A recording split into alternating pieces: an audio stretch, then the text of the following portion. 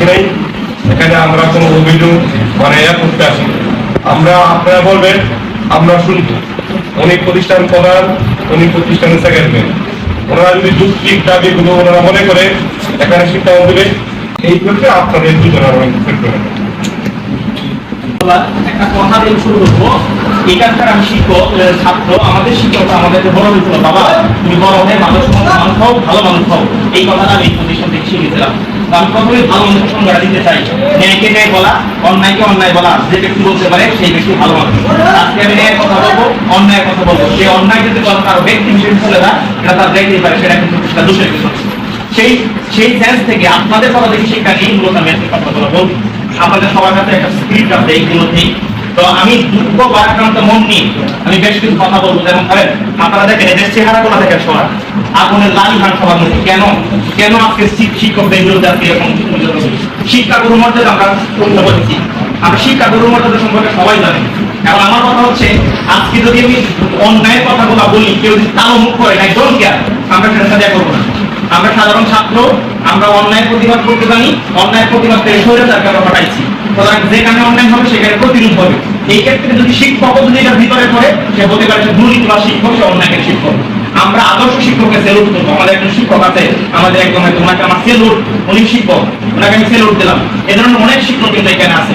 তো আমার কথা হচ্ছে, দেখেন আমি যখন এখানে আসি, প্রথমে এই মাদ্রাসার সাধারণ শিক্ষার্থীরা সবাই মিলে জোর হয়ে একটা আন্দোলনের সূচনা পাইছে। তারা সবাই বিভিন্ন স্লোগানে মুখরিত করছে। আমি বলছি তোমরা থামো, তোমাদের সাথে আমার সাথে কথা হবে তোমাদের সাথে আলোচনা করবো, তাদের সাথে আমাদের এখন আপনাদের দেখেন যে 12 দফা দেওয়া হয়েছে। প্রথমেই আমাদের কথা হচ্ছে উপাধ্যক্ষ আমাদের হারুনুর রশিদ স্যার, ওনার দুর্নীতির ব্যাপারে একটা লিখ আমরা এখানে তালিকা করছি। এখন এইগুলো খণ্ডন করতে হবে। আমরা আপনাদের একটা আছে, আমি যদি বিস্তারিত বলি তাহলে অনেক সমস্যা চলে যাবে। এইগুলো আপনারা একটু দেখেন, আমাদের এইগুলো সহ হয়ে দিচ্ছি। আমরা চাই না একজন টিচার দুর্নীতিগ্রস্ত হোক। এই প্রতিষ্ঠানে ঢোকার পরে যখন হলরুমে ঢুকছে, আমার মনে হয় 10 থেকে 12 বছর এখানে ঢুকছি, ঢোকার পর প্রথমে দিকে এখানে একটা লাইট নাই, লাইটের ব্যবস্থা নাই, লাইট ওই পাশটাই কিন্তু আলো আসতেছে। কতটুকু দুর্নীতি করলে একটা প্রিন্সিপালের রুমের মধ্যে একটা লাইট এখন পর্যন্ত ব্যবস্থা করতে পারে না, এটা আমার প্রশ্ন আপনাদের কাছে।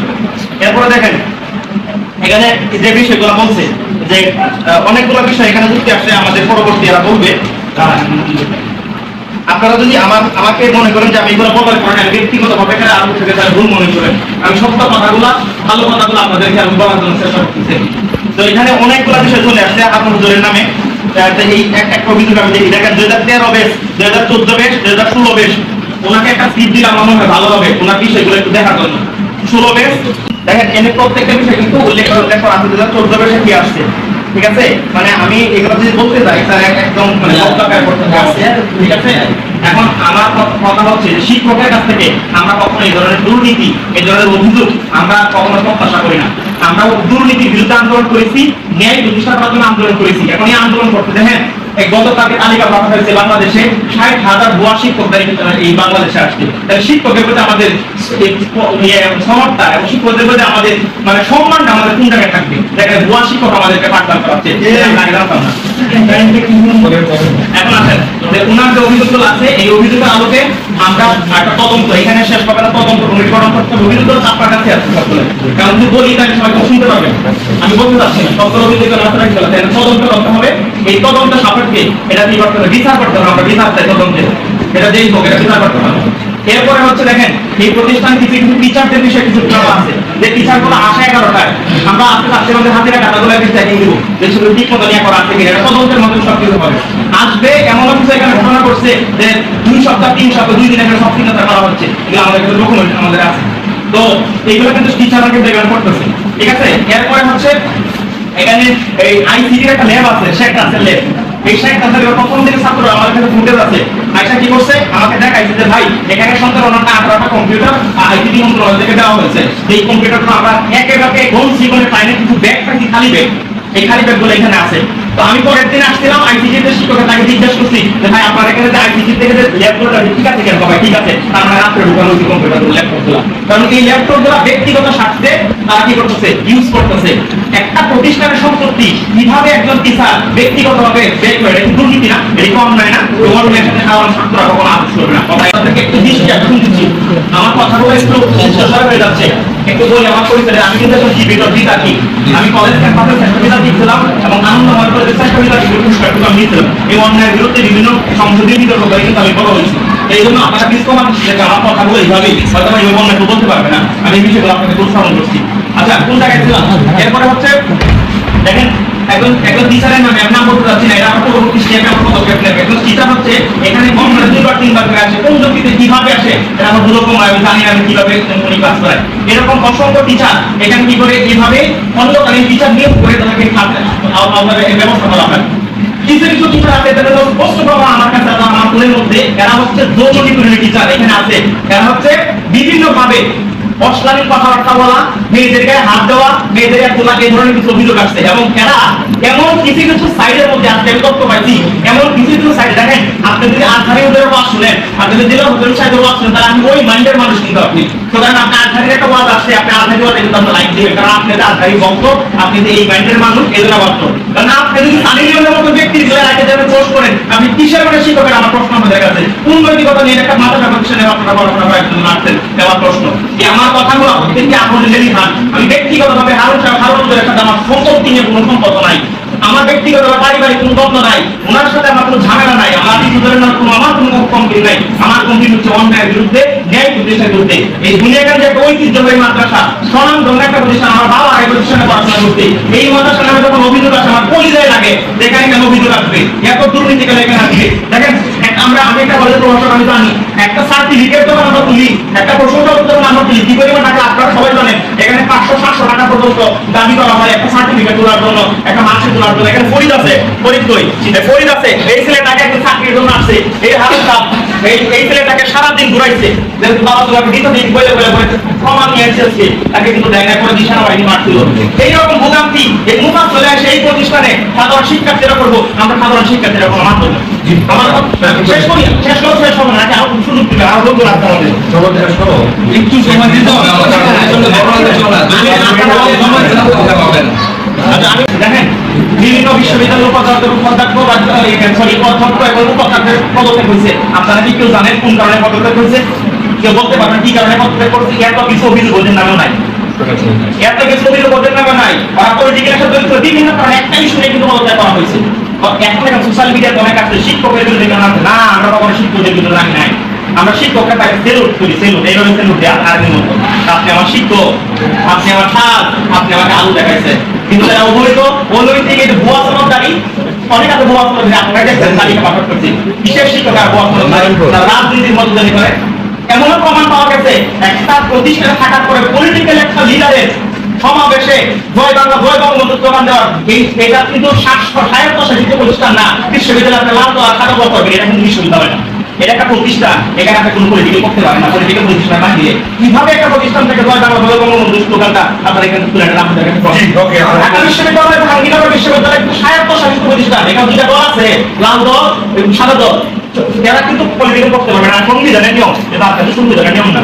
আপনি কিভাবে একজন পলিটিক্যাল আওয়ামী পলিটিক্যাল আপনাদের কষ্ট, এই 15 বছর পর্যন্ত যে পরিমাণ নির্যাতন নিপীড়ন এই সাধারণ ছাত্রদের করছেন, এটা আমাদের পরিচয় আঘাত করছেন আপনারা। এখান থেকে আমরা না বের হন, আগামী দিনে এই দুনিয়া কান্দি আজকে আমাদের আগুনের লালিহান শরীয়তের সরকার কিন্তু এই নিয়ে কোনো হয়েছে না, একটা মেসেজ পোকা দিতে পুরো ভারত ছিল, পুরো বাংলাদেশ আপনাদের বিরুদ্ধে। দেখেন মাদ্রাসায় যান, দুনিয়া কান্দি যান, ওইখানে যান, বাসা দিয়ে যান, আমি থাকি না, এলাকায় থাকি না, থাকি, এত অভিযোগ কেন আসবে? এটা আপনাদের কাছে প্রশ্ন, কষ্ট নিবেন না। আমি কথা বলা কিন্তু মনের দুঃখে কষ্ট আমি বলতেছি, প্রত্যেকটা কথা নিয়ে সঙ্গত।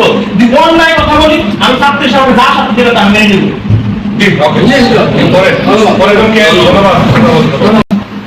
শুরুতে আমি একটু সবার কাছে বলে দিচ্ছি, আমি সময় বেশি দেবো মাত্র। আমি একটু বিস্তারিত বলতে চাই, হয়তো সবার কাছে পেপার আছে কিন্তু পড়ার সুযোগ হয় না, এই জিনিসগুলো আমাদের হাতে তৈরি করা ছাত্রদের, কিন্তু আমি একটু সংক্ষিপ্ত শুরু করে জানো, আমাকে একটু সময় দেন। প্রথমে আমি কৃতজ্ঞতা স্বীকার করতেছি এই প্রতিষ্ঠানের প্রতি, এই মাদ্রাসার প্রতি, এই টিচারদের প্রতি। আমি এই প্রতিষ্ঠান থেকে 2013 সালে এসএসসি পরীক্ষা দেওয়ার পরে আমি একমাত্র স্টুডেন্ট ঢাকা পরীক্ষায় চান্স পেয়েছিলাম, এবং আল্লাহ আমাকে সেই তৌফিক দিয়েছিল, সেখানে সিলেক্ট হয়েছিলাম। এবং সেখানে আমাকে টিচাররা জিজ্ঞাসা করছিল যে তুমি কোন পজিশনের স্টুডেন্ট, তখন আমি গর্বে করে বলছিলাম স্টুডেন্ট। আজকে 13-14 বছর হয়ে গেছে এই প্রতিষ্ঠান, এই 14 বছরে আমি তো যতবার আসছি ছেলেদের অভিযোগ। আজকে আমরা দুঃখ নিয়ে দাঁড়াইছি। আমার হারুন হুজুর অনেক সম্মানিত আমার কাছে, কিন্তু আমরা তাদের বিরুদ্ধে দাঁড়াই নাই, আমরা তার অন্যায়ের বিরুদ্ধে দাঁড়াইছি। মাসুম যে কথা বলছে আমি অন্যায়ের বিরুদ্ধে দাঁড়াইছি। আর এগুলো আমাদের একক কথা না, এগুলো সারা আমাদের যত বহিরাগত মানুষের স্টুডেন্ট সকলের কথা, প্রাক্তন বর্তমানদের কথা। আমি বলতেছি এটা সকলের কথা। তো আমরা যে দাবি তোলা দিচ্ছি সেটা তোলা আরো কিছু কথা বলি।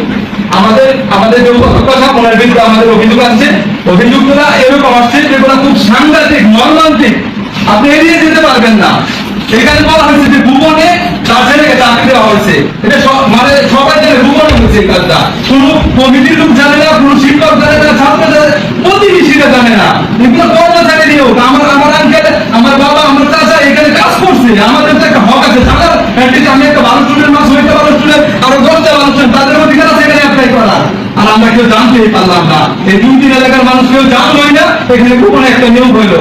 এটা একটা বড় ধরনের অভিযোগ, এটা কোনো ছোট অভিযোগ না। এবং পরবর্তী যে অভিযোগ সেটা আলোচনা রাখতো এই এলাকার বিভিন্ন নেতা নেতাদের, ফাঁসিবাদী সরকারের যে সব নেতারা এই সব অভিযোগ নিয়ে প্রতিষ্ঠানে আসছে, তাদের টাকা দিয়ে মুখ বন্ধ করে দেওয়া হয়েছে। এই প্রমাণ আমাদের বাইরের কাছে আছে, ওরা নিজে স্বীকার করতেছে। এখন আমাদের বিরুদ্ধে চক্রান্ত হচ্ছে। এগুলো তো রাজনীতি করতে পারে না, এটা একটা মাদ্রাসা প্রতিষ্ঠান, এখানে সবাই শিখতে আসে। আজকে আমি সব কথা যা বলতেছি এখানে শিক্ষা গ্রহণ করার পরে বলতেছি, আজকে ছাত্ররা কি করতেছে আজকে বলতে পারতেছে না, আজকে অনেকগুলো হচ্ছে। ঠিক আছে, এগুলো আপনারা দেখবেন। এরপরে যে অভিযোগ একটু বলি, ঠিক আছে, সার্টিফিকেট, প্রশংসাপত্র, ফি, যেগুলো কথা সবগুলোর কথা বলা হয়েছে, সকল ছাত্ররা অভিযোগ দিবে। এইগুলোর জন্য যে তাদের কত হয়রানি এবং টাকা নেওয়া হয়েছে এটার কোনো সীমা নাই, নির্ধারিত কোনো সরকারি ফি তালিকা নাই, বেতন ছাড়া কোনো কিছু নাই। যার যার মন মতো সবাই নিচ্ছে। ঠিক আছে, এখানে কোনো লিখিত নাই, যার কাছে যা আছে।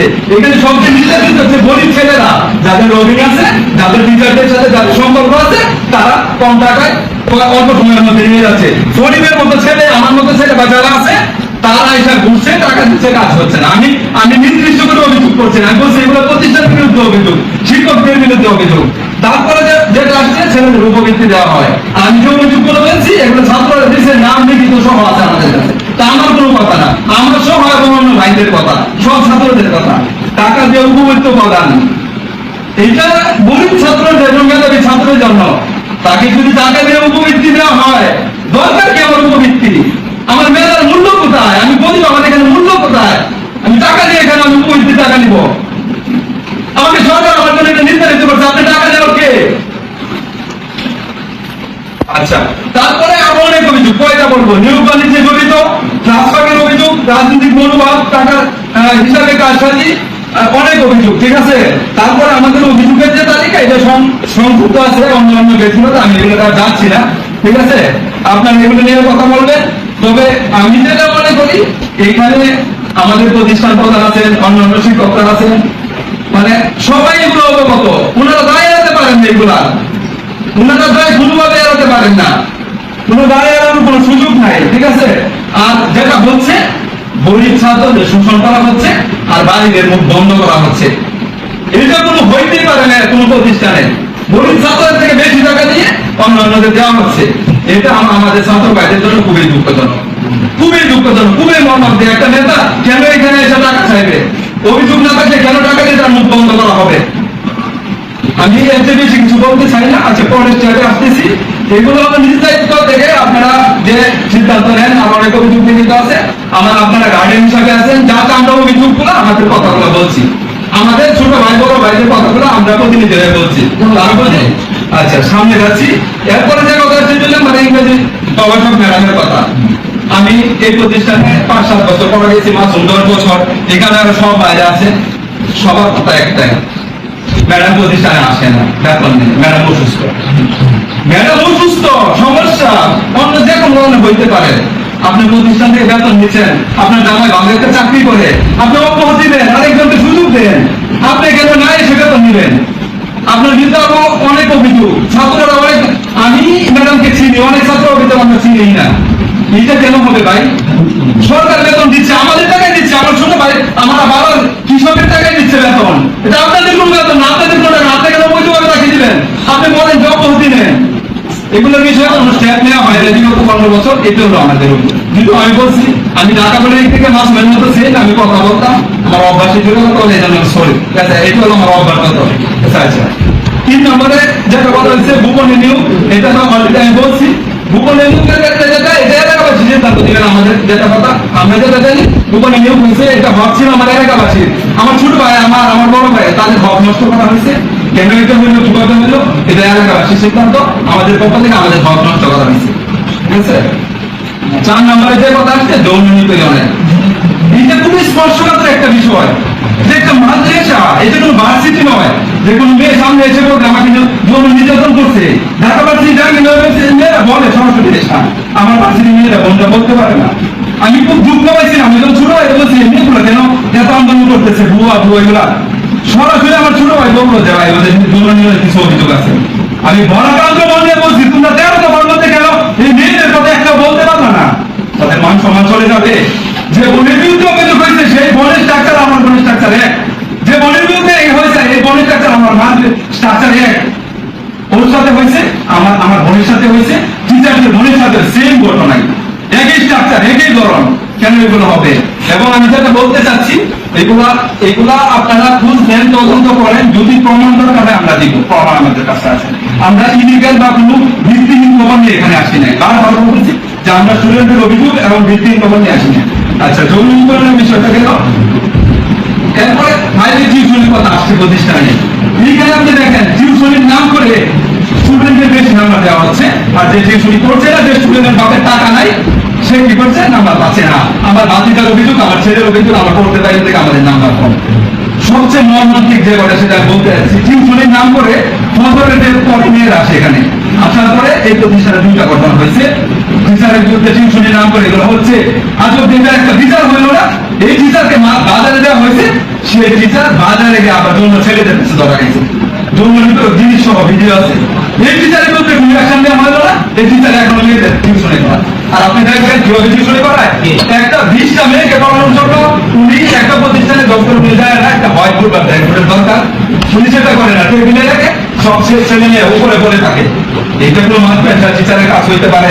আর কেন তার বিরুদ্ধে এতদিন মানে অ্যাকশন নেওয়া হলো না, তার বিরুদ্ধে এটা আপনারা বন্ধ করতে পারবেন না ভাই, আজকে কেন আমাদের এটা করতে হইতেছে? আমরা তো দুঃখে বলা মান নিয়ে বলতেছি, আমাদের তো বলার কথা ছিল না এগুলা। এরপরে আরেক টিচার যেটা সরাসরি বলতে চান লুকোচুরি কিছু না, কেমন আসো, কত বড় একটা মেয়ের লজ্জা, তখন বলে কেমন আসো বইটা অন্য কিছু বুঝায়, একটা লজ্জা তো কিছু বলতে পারে না আমাদের জন্য। আমার মা বোন হিসাবে আমি খুব দুঃখিত এই বিষয়গুলো নিয়ে, ঠিক আছে। আচ্ছা এরপরে যে বিষয়টা আসছে, ঠিক আছে, পরীক্ষার সুযোগের নাম নিয়ে অরাজকতা সৃষ্টি করা হচ্ছে। আজকে গ্রুপের সাথে বলতে হয় যে পরীক্ষা আপনি সিট দিচ্ছেন 100 টাকা করে, এখানে 100% কমন তোমরা পড়বা, 200 টাকা করে সিট দিচ্ছেন, আর পরীক্ষার হলে আপনারা নকল নিয়ে দাঁড়া গেছেন। বলতে লজ্জা লাগছে, আমাদের অন্য যে বাইরে টিচার তারা গেলে তাদের সাথে আপনাদের সম্পর্ক নষ্ট হয়ে যাচ্ছে, তারা যেতে পারছে না। কথা দুনিয়া কেন্দ্রে এই কন্ডিশন কেন, এই অবস্থা কেন হইলো যে নকল নিয়ে টিচাররা দাঁড়িয়ে থাকে নকল দেওয়ার জন্য? এই অভিযোগগুলো কেন আসবে? প্রতিষ্ঠানে পড়াশোনা হয় না। আচ্ছা শর্ট করে দুইটা দাবি আছে আমার, 2টা দাবি আগে এসে দিচ্ছি। আচ্ছা এরপরে ছাত্র সংসদের গুরুত্ব আসছে। এই যে আজকে প্রতিষ্ঠানে এত কিছু বলা হয়েছে, যদি একটা ছাত্র সংসদ থাকতো তো অবশ্যই এই প্রতিষ্ঠানে ছাত্ররা কথা বলতে পারতো, এটা আপনার দ্রুত ব্যবস্থা করবেন। আচ্ছা তারপরে যেটা আসছে সঠিক টাইমে, সরকারি টাইমে প্রতিষ্ঠান চালানোর কথা বলা হয়েছে। এটা আমার প্রিন্সিপাল হুজুরের প্রতি আপত্তি, এটা আপনি করেন না, করলে পুরো টিচার বৈষম্য শিকার হচ্ছে। কেউ 9টা থেকে 4টা পর্যন্ত ক্লাস করাচ্ছে, আর কেউ আসছে 12টা বাজে 2টা বাজে চলে যাচ্ছে, কেউ বছরের পর বছর আসতেছে না। কেন বৈষম্য ভাই? আমার স্যারদের সাথে বৈষম্য হচ্ছে, আজকে কথা বলতে পারতেছে না, খালি ধরাবাধা তার একটা অবস্থানের কারণে। আপনি আজকে সুযোগ দেন ওনারা কথা বলবে, ওনার বেড়েছে আসবে, কেন তাদের উপরে এই বৈষম্য? আর কেউ 12টায় আসতেছে, প্রচুর মানুষ আল্লাহর জ্ঞান কুরআন জানে, যে টাইমটুকু সে এখানে পাঠদান না করে এই টাইমে থাকলে হয়তো হারাম কুরআন, ইসলামে হারাম। এটা নিয়ে আমি কথা বলতে চাই না। চালা আরেকটু হলো অতিরিক্ত ফ্রি আদায় হয়েছিল, বলছি অতিরিক্ত যে ফ্রিটা আদায় করা হবে বা যে ফ্রিটা নেওয়া হবে এটা সরকারি তালিকা থাকবে, আবার রসিদ দিয়ে দিবে, এটা আমাদের কথা। তাহলে আর বৈষম্য হবে না, সবাই ঠিক আছে ঠিক মতো দিবে। আচ্ছা এরপরে যেটা আসছে গভর্নিং বডির নির্বাচন, গভর্নিং বডির কথা বলা হয়েছে, এখানে আমি একটু বিস্তারিত বলি। সেটা হলো এই পর্যন্ত যে নিয়ম হয়েছে, আমরা কমিটির কাছে গেছি, কমিটির লোকজন জানে না, এমন অভিযোগ শত শত আছে। কেন জানে না? আমি আজকে আপনাদের উদ্দেশ্য বলতেছি, কেন দেখে না? কারণ সভাপতি হলো ঈশ্বরগঞ্জের বা অন্য কোনো ভুলের মানুষ, সে রাজনৈতিক ব্যাকগ্রাউন্ডে, তার কারণে হুজুরাও চাপে থাকে, ওই সদস্যরাও চাপে থাকে, কোনো কিছু করার থাকে না। আমাদের দাবি হলো প্রিন্সিপাল হুজুরের হাতে এটা এখতিয়ার আছে, এটা 100% করতে হবে। এলাকার গণ্য মান্য ব্যক্তি থেকে 3 জনের নাম 2 জনের নাম প্রস্তাব করে, আমি একটু শেষ করে আপনি বলেন, প্রস্তাব করবে, এখানে আসবে, নিয়োগ হবে, দুর্নীতি হবে। আমি সভাপতির কাছে যাবো যে কেন আমার প্রতিষ্ঠানে নিয়োগ হইলো, আজকে আপনার কাছে কেন আসতাম? আমার প্রতিষ্ঠানে যদি সভাপতি থাকতো আমি তার কাছে আসতাম, সে জবাব দিয়ে করতে বাধ্য। আজকে আমি সভাপতির কাছে যেতে পারছি না, আপনারা ধরা, আমরা এটা চাই না। আমরা চাই নিয়মতান্ত্রিক ভাবে আপনার হাতে যেটা আছে এলাকা থেকে নির্বাচন করুন। আচ্ছা, এরপরে আমি এই অভিযুক্তের ভিত্তিতে আপনাদের আমি একটা রিপোর্ট দেখাই, এই প্রতিষ্ঠানের অগ্রগতি বা উন্নতির একটা রিপোর্ট আপনাদের আমি তুলে ধরি, ঠিক আছে? সেটা হলো 2019 সাল থেকে 2024 সালে এই প্রতিষ্ঠানের রেজাল্ট আমি আপনাদের তুলে ধরি, যে এই সরকারের আমলে এই রেজাল্ট গুলা কি কাম্য কিনা আপনারা বলবেন। 2019 সালে এসএসসি পরীক্ষা দিয়েছে 128 জন, 106 জন পাস করছে, 22 জন ফেল করছে। বাংলাদেশের ইতিহাসে এখন পর্যন্ত এইরকম এই উন্নত কৃষকদের মতো প্রতিষ্ঠান এটা হয় না। আচ্ছা, এরপরে আসছে 2020 সালে 118 জন পরীক্ষা দিয়েছে, 108 জন পাস করছে, 10 জন ফেল করছে, 3 জন ক্লাস। 2021 সালে 98 জন পরীক্ষা দিয়েছে, 94 জন পাস করছে, 4 জন ফেল করছে, 5 জন ক্লাস।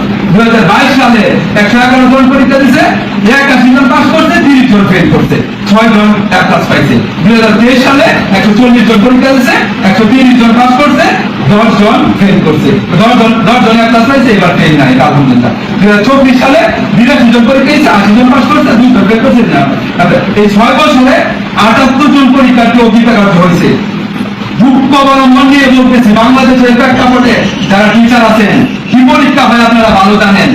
এইখানেও যদি 78 জন টিচার স্টুডেন্ট ফেল করে, এর চেয়ে দুঃখজনক আর কিছু না। আর 58 জন ক্লাস পাইছে। আমি আমার দেশের কথা বলি, 2013 সালে 7 জন ক্লাস পাইছিল, আর এই 6 বছরে পাইছে 18 জন ক্লাস।